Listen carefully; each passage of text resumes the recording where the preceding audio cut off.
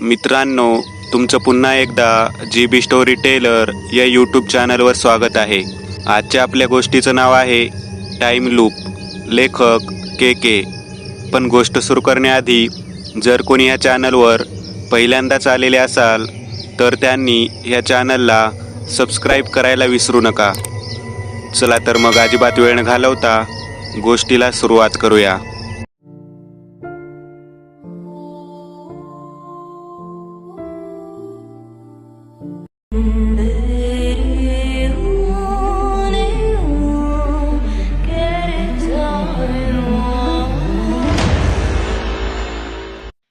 हॉर्नच्या आवाजाने तो भानावर आला. शेरगाव अजून 10 किलोमीटर लांब होतं. पावसात बाईक दामटत तो निघाला. शेरगावची वेस पार करून राजन डावीकडे वळला. दोन्ही बाजूला गर्द झाडीने वेढलेले रस्ते. सगळीकडे नुसती हिरवळ पसरलेली होती. आजूबाजूला गर्द झाडी तर अधूनमधून भाताची हिरवीगार सजलेली शेत. असा निसर्गरम्य नजारा बघून राजनचे डोळे सुखावले होते. मनुष्यवस्ती तशी विरळ होती. मागे आणि पुढे 10 किलोमीटरच्या व्यासात कोणतंच गाव नव्हतं. त्याला दूरवर एक बंगला दिसला. हाच तो बंगला वाटतोय, लाल दगडात बांधलेला. त्याला तिथेच जायचं होतं. त्याने बंगल्याच्या बाहेर बाईक पार्क केली. गंजलेल्या गेटमधून तो आत शिरला. लांबून तर बंगला चांगला वाटत होता, पण आतमध्ये देखभाल नीट होत नसावी असंच चित्र होतं. बंगल्याच्या आवारातील बागेत गवत वाढलेलं होतं. बंगल्याच्या कंपाऊंड भिंती शेजारी लावलेली झाडं वेडी वाकडी वाढलेली होती. तो बंगल्याच्या दाराजवळ आला आणि त्याने दाराची बेल वाजवली. आतून दार उघडल्याचा आवाज येऊ लागला. दार उघडलं. समोर एक वयस्कर माणूस उभा होता. मजबूत शरीर यष्टी, पांढरे विरळ झालेले केस आणि टर्रेबाज पांढऱ्या मिशा. वय 60च्या आसपास असावं. राजनला तो चेहरा ओळखीचा वाटत होता, पण कुठं पाहिलं आहे ते आठवत नव्हतं. बोला, कोण हवंय? त्याने विचारलं. मी राजन शिंदे, कॉन्ट्रॅक्टर आहे. 3 दिवसापूर्वी तुमच्या इथून फोन केला होता भिंतीची दुरुस्ती करण्यासंदर्भात, पण मी आज येईन म्हणून म्हणालो होतो. राजन म्हणाला. हो का? बहुतेक माझ्या नोकराने केला असेल. बरं या आत. त्याने राजनला आत घेतलं. घराच्या बाहेर दोन्ही बाजूला गूढ अशी नजर टाकली आणि दार बंद केलं. राजन समोरच असलेल्या खुर्चीवर बसला. अवजारांची बॅग खाली ठेवली. माझ्या तळघराची भिंत खचली आहे, त्याचंच काम करायचं होतं. तो माणूस समोरच्या सोफ्यावर बसत म्हणाला. करू ना, काही प्रॉब्लेम नाही. दाखवा मला, म्हणजे नक्की किती काम आहे ते बघून कोटेशन देतो. राजन म्हणाला. बरं चल माझ्याबरोबर. तो माणूस उठला. त्या खोलीतील एक जिना खाली तळघराकडे जात होता. बंगला तसा फार जुना वाटत होता. किती वर्षापूर्वीचं बांधकाम आहे? राजेने त्याच्या मागे पायऱ्या उतरत उतरत विचारलं. 25 वर्ष झाली. माझ्या वडिलांनी बांधला होता, तो माणूस म्हणाला. ते दोघेही आता तळघरात आले. काकुनास ठाऊक, पण ती जागा, तो जिना बघून राजनला असं वाटत होतं की तो इथं याआधी पण कधीतरी आला होता. तो स्मरणशक्तीला ताण देत आठवायचा प्रयत्न करत होता, पण खरंच तर तो या घरातच काय, या परिसरातच आज पहिल्यांदा आलेला होता. तळघरात अंधार होता. त्या माणसाने लाईट चालू केली. तळघर बघूनही राजनला परत जाणवलं की ही जागा, ही खोली त्याच्या ओळखीची आहे. लाईट लागल्या लागल्या समोरच्या कोपऱ्यातील खचलेली भिंत राजनच्या दृष्टीस पडली. भिंतीला जागोजागी भेगा पडलेल्या होत्या आणि एक भलं मोठं भगदाड पण होतं. पण भिंतीच्या मध्यभागी पडलेली मोठी भेग असं दर्शवत होती जणू काही कोणीतरी भिंतीच्या दुसऱ्या बाजूने बाहेर येण्याचा प्रयत्न करत असावं. हा विचित्र विचार राजनच्या डोक्यात काकुनास ठाऊक आला. त्या भगदाडावरच थोडं सिमेंट लिपून थोडीफार तात्पुरती मलमपट्टी करता येणं राजनला शक्य होतं. कारण तसं ते काम मोठं होतं आणि त्यासाठी अजून 1 ते 2 मजुरांची गरज पडणार होती. त्या खचलेल्या भिंतीवरून नजर फिरवल्यावर राजननं तळघरातल्या त्या खोलीवर इतरत्र नजर फिरवली. त्या खचलेल्या भिंतीच्या अगदी समोरची भिंत अगदी नुकतीच सिमेंट वगैरे मारून नवीन केल्यासारखी वाटत होती. त्याबद्दल राजनने काही न विचारता परत त्या खचलेल्या भिंतीवर नजर टाकली आणि तो काय काय करावं लागेल आणि किती पैसे होतील याचा हिशोब करू लागला. त्याच्या नोटपॅडवर तो लिहित होता, साहेब 7,000 रुपये खर्च होईल या कामाचा, माझी मजुरी धरून. पण हे तात्पुरतं होईल. पण हे काम मोठं आहे, याला अजून खर्च होईल, पण तात्पुरतं मी करून देतो. नोटपॅडच्या कागदाची प्रत त्याने त्या माणसाच्या हातात ठेवली. चालेल, आत्तापुरतं करून द्या, त्याने विचारलं. खाली जमिनीवर एक फाटलेला कागदाचा तुकडा राजनला दिसला. त्याने तो उचलला. अरे, हे अक्षर तर अगदी माझ्या अक्षरासारखेच आहे, पण मी तर आज पहिल्यांदाच आलो इथं. त्या तुकड्यावरचं अस्पष्ट लिखाण बघत राजनच्या मनात विचार आला. आजच करेन. काही गोष्टी लागतील, सिमेंट, वाळू वगैरे, त्या घेऊन येतो आणि 2 तासात काम करून देतो. राजन म्हणाला, सामान आणायची गरज नाही. ही समोरची भिंत गेल्याच आठवड्यात बांधली आहे. त्यासाठी जास्तीचं सिमेंट, विटा आणि वाळू आणलेली होती. ती अजून आहे, ते तुम्ही वापरू शकता. त्या माणसाच्या चेहऱ्यावर एक हास्य आणि डोळ्यात एक वेगळी चमक उतरली होती. विशेषतः तेव्हा ज्यावेळी त्याने त्या नुकत्याच बांधलेल्या भिंतीकडे पाहिलं होतं. ओके, मग तर खर्च अजूनच कमी होईल. 5,000 रुपयात काम होऊन जाईल, राजन म्हणाला. क्षणभर त्याला बरं वाटलं. आता सामान आणायला जायची गरज पडणार नव्हती. चला, वाळू, सिमेंट आणि विटा घेऊन येऊ, राजन म्हणाला. समोरच स्टोर रूम आहे, तिथंच आहे सगळं सामान. चला, दाखवतो. राजन त्याच्या मागे जाऊ लागला. तो माणूस तळघरातून बाहेर गेला होता आणि राजन तळघरातून बाहेर पडतच होता. अचानक राजनच्या कानावर आवाज आला. राजन दचकला आणि त्याने मागे वळून पाहिलं, पण तळघरातल्या त्या खोलीत त्याच्या व्यतिरिक्त कोणीच नव्हतं. कदाचित भास झाला असेल असं समजून तो तळघरातून स्टोर रूमकडे गेला. तिथून त्याने त्या माणसाच्या मदतीने विटा, सिमेंट आणि वाळू तळघरात आणली. तुम्ही काम सुरू करा, मी चहा घेऊन येतो. नौकर सुट्टीवर गेलाय, त्यामुळे सगळं काम मलाच करावं लागतंय, तो माणूस म्हणाला. बरं, ठीक आहे, राजन म्हणाला. राजनने काम सुरू केलं आणि तो माणूस गेला. तो वाळू आणि सिमेंटचं मिश्रण तयार करू लागला. इतक्यात शुक असा आवाज परत त्याच्या कानावर पडला आणि तो पुन्हा दचकला. त्याने तिकडं बघितलं. परत भास असेल असं समजून त्याने जास्त विचार करायचं टाळलं.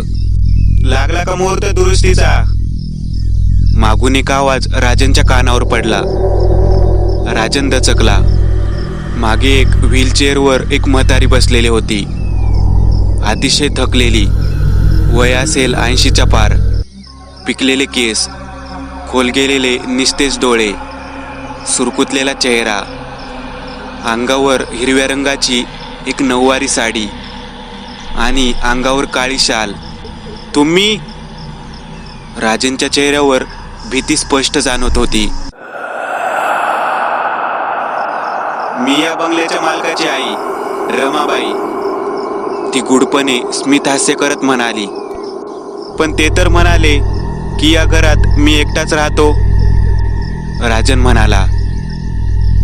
अरे, तो जरा वेंधळा आहे, सांगायचं विसरला असेल, म्हातारी म्हणाली.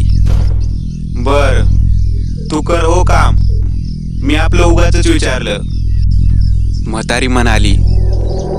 बर, राजन काम करू लागला. पण डोक्यात अनेक शंका येत होत्या. जर म्हातारी घरातच होती तर तो एकटाच राहतो असं का म्हणाला असेल? आणि तळघरात यायला तर जिना आहे, मग हिची व्हीलचेअर इथपर्यंत आली कशी इथे यायला दुसरा मार्ग असेल कदाचित. राजनच्या मनात विचार चालू होते. त्याने काम करता करता मागे वळून बघितलं. आता तिथं कोणीच नव्हतं. गेली असेल कदाचित, असा त्याने विचार केला.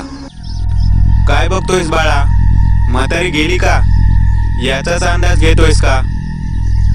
अचानक कानावर परत आवाज पडला आणि राजन परत दचकला. त्याने मागे वळून पाहिलं. आता ती तिथंच होती, जिथं मगाशी होती. पण मी आता बघितलं तर तुम्ही इथं नव्हता, राजन म्हणाला. अरे मी इथंच होते बाळा, तुला भास होत आहेत, ती म्हणाली आणि हलकीशी हसली. असेल कदाचित. राजन काम करू लागला. त्याची नजर आता फक्त आणि फक्त कामावर होती. अहो, चहाचं जरा अवघड वाटतंय. घरात दूध ठेवलं होतं, ते नासलंय. मागून पुन्हा त्या माणसाचा आवाज ऐकू आला आणि राजनने मागे वळून पाहिलं आणि त्याला धक्काच बसला. कारण आता ती व्हीलचेअरवरची म्हातारी तिथं नव्हती. बंगल्याचा मालक होता. काय झालं? एकदम घाबरल्यासारखे वाटताय, त्याने राजनला विचारलं.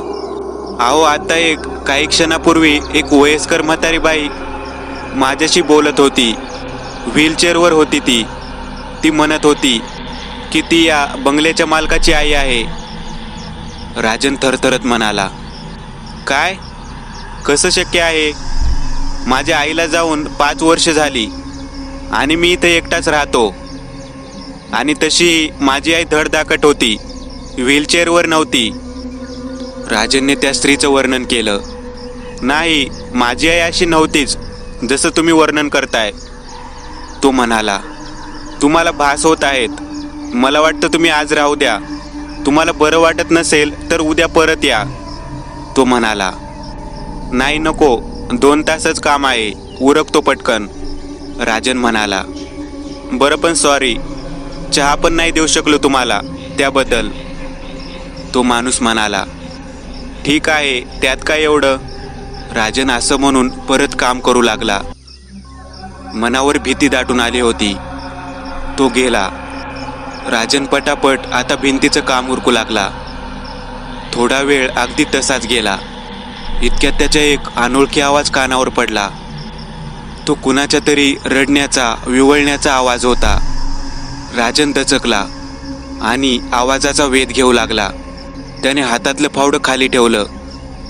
खिशातून रुमाल काढून तो घाम टिपत त्या आवाजाची दिशा शोधू लागला.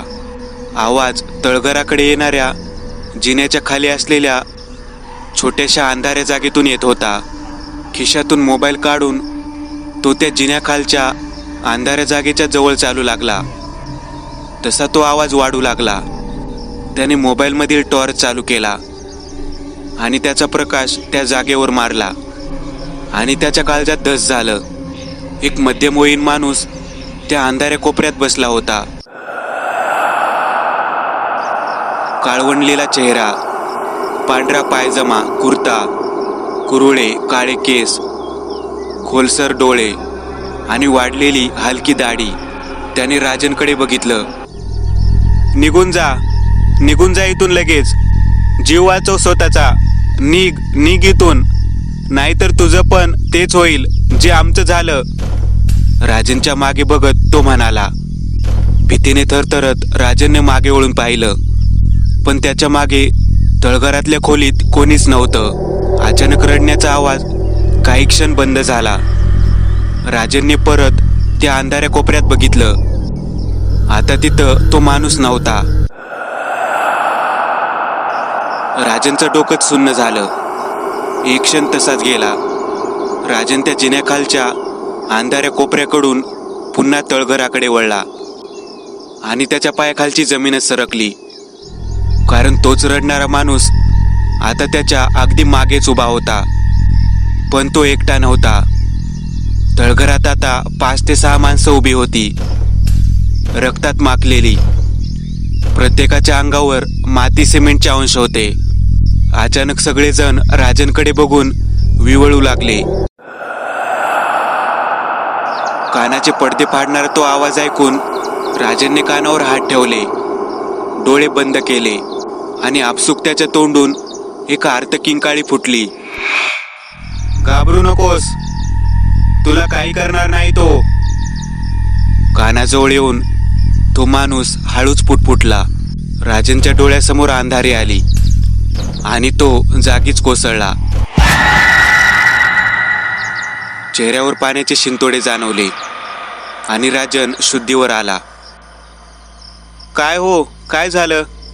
तुमच्या ओरडण्याचा आवाज ऐकला आणि आलो तर तुम्ही बेशुद्ध पडला होतात. काय झालं? राजन रडकुंडीला आला होता. तो पटकन उठून उभा राहिला आणि त्याने घडलेला प्रकार सांगितला. अशक्य. अहो, मी इतके वर्ष इथं राहतोय, मला आजवर कसलेही भास झाले नाही तिथं. तुम्ही भयपट जास्त बघता का? तो माणूस म्हणाला. अहो, मी खरंच सांगतोय, तुम्हाला चेष्टा वाटतेय. राजन भडकला. बरं जाऊ दे, किती काम बाकी आहे? त्याने विचारलं. होतच आलंय, लेवल करतो भिंतीची, मग झालं. राजनने चेहरा पुसत उत्तर दिलं. बरं करून घ्या तुम्ही काम, मी वर आहे. राजनने घाईघाईने भिंतीची लेवल केली. अवजार पिशवीत भरून तो जिना चढून वर येऊ लागला. साहेब, झालंय काम, एकदा बघून घ्या, म्हणजे हिशोब करून मी निघतो. राजन बंगल्याच्या मुख्य खोलीत येत म्हणाला. त्याने खोलीत नजर मारली, पण तो माणूस कुठेच नव्हता. साहेब, कुठे आहात? राजनने परत आवाज टाकला, पण परत तेच. कसलाच प्रतिसाद नव्हता. बहुतेक तो आत असेल असं समजून राजन आता त्याला आवाज देत देत घरातल्या आतल्या खोलीत आला. पण तिथं कोणीच नव्हतं. आतल्या खोलीतून तो बाहेर निघतच होता, इतक्यात त्याची नजर भिंतीवर लावलेल्या एका फोटोवर गेली. तो भिंतीजवळ आला. त्याने फोटो नीट बघितला आणि त्याच्या मेंदूला झिंझिण्या आल्या. तो एक फॅमिली फोटो होता.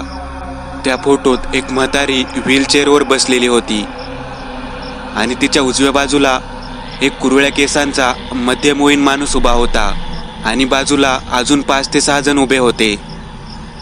2 स्त्रिया आणि 3 तरुण मुलं मुली आणि म्हातारीच्या पायाशी बसलेला एक मध्यमवयीन माणूस. की म्हातारी, तो माणूस तेच होते जे राजनला तळघरात दिसलेले होते आणि बाकीचे लोकही तसेच होते, जे लोक त्याने तळघरात पाहिले होते आणि ज्यांचं किंचाळणं ऐकून तो बेशुद्ध झाला होता. फोटोत म्हातारीच्या पायाशी बसलेला माणूस ओळखीचा वाटत होता. त्याचं एकूण राहणीमान बघता तो नोकर असावा असं वाटत होतं. फोटोवरची धूळ जरा बाजूला करत राजनने नीट पाहिलं आणि त्याला अजून एक धक्का बसला. अरे, हा तर तोच आहे जो मगाचपासून या बंगल्याचा मालक असल्याच्या थाटात वावरतोय. म्हणजे हा माणूस नोकर आहे आणि मी खाली जे पाहिलं ते सगळं खरं होतं. तो भास नव्हता. ती म्हातारी आणि बाकीच्या लोकांचा याने खून केलेला दिसतोय. राजनच्या डोक्यात विचार चालू झाले. पोलिसांना बोलवावं लागेल, हा मॅटर खूपच भयंकर आहे असं म्हणत तो खोलीतून बाहेर आला. झालं का काम? तो मुख्य खोलीत उभा होता. हो झालं, राजन थरथरत म्हणाला.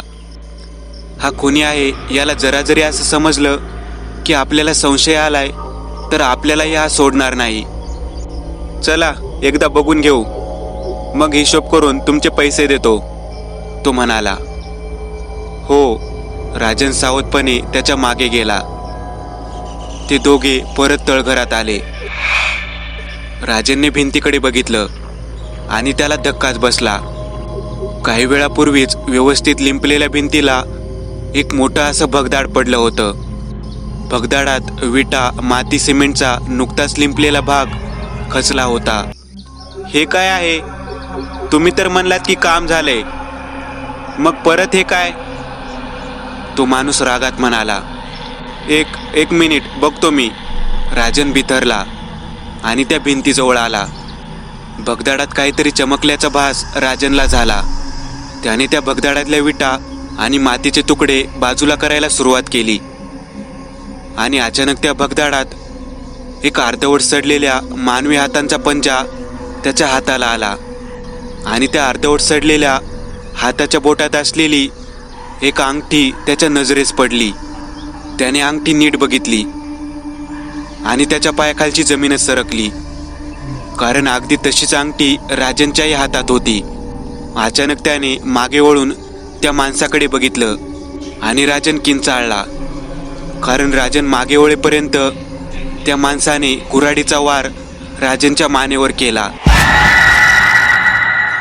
काहीतरी खाली पडल्याचं राजनला जाणवलं, पण इतका मोठा आघात होऊनही कसलीच वेदना राजनला जाणवली नव्हती. त्याने कुऱ्हाडीचं रक्ताळलेलं पातं बघितलं आणि मग त्याने स्वतःकडे पाहिलं आणि एक जोरदार किंकाळी त्याच्या तोंडून फुटली, कारण त्याचं पूर्ण शरीर रक्तात भिजलेलं होतं. आणि जी वस्तू खाली पडली होती ती दुसरं काही नसून राजनचंच शिर होतं. पण तरीही वेदना त्याला जाणवत नव्हती. तो कावराबावरा झाला होता. नक्की हे स्वप्न आहे की भास की अजून काही? राजनचा मेंदू बधीर झाला. त्याला काहीच सुधरत नव्हतं. त्याने भिंतीतल्या भगदाडातून बाहेर आलेल्या त्या हातातल्या अंगठीकडे आणि स्वतःच्या हातातल्या अंगठीकडे बघितलं आणि त्याला सगळं आठवलं. 24 तासापूर्वी तो याच बंगल्यात याच भिंतीचं काम करायला आला होता आणि अगदी सगळ्या घटना अशाच घडल्या होत्या. फरक फक्त एवढाच होता की तेव्हा राजन जिवंत होता आणि आता जे तो बघत होता ते त्याच घटनेचं पुनःप्रसारण होतं. त्या माणसाने घरातल्या व्यक्तींच्या हत्या करून त्यांना तळघरातल्या भिंतीत गाडलेलं होतं आणि हे राजनला समजलं असल्याने त्याने राजनलाही मारून टाकलं होतं.